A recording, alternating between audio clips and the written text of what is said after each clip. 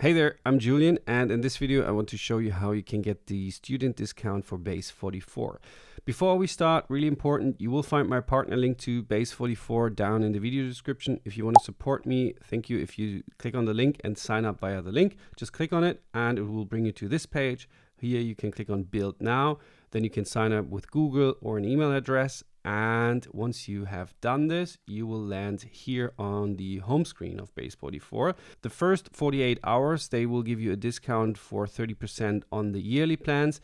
But since you are a student, you get a better deal. But where is that? It's quite simple. You just have to scroll down here on the pricing page, and here it's kind of hidden at the bottom. And you get, for a student or a teacher, you get up to 50% of the starter or builder plan. So let's check that out. And now you have to enter your student email address from your university. It normally ends with .edu. And once you've done this, you can send yourself the verification code, and then you will get up to 50% on the builder and starter plan, and you will have full access on the builder and starter features. So yeah, this is how you get the student discount. As said, you will find my partner link down below. Just click on it, sign up with a fresh email, and then on the pricing page, you will see this student or teacher discount down here. And if you want to get started, here's my tutorial on how to build an app with Base44.